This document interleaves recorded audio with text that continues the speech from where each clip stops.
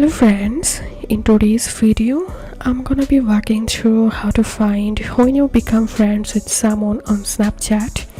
But before getting started this video, make sure to subscribe. How to do it?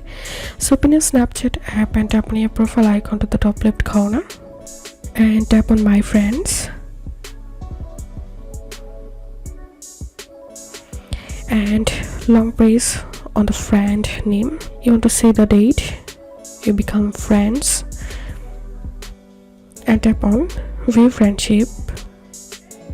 Scroll down and here you will get the information friends with Yusra since July 25 2022.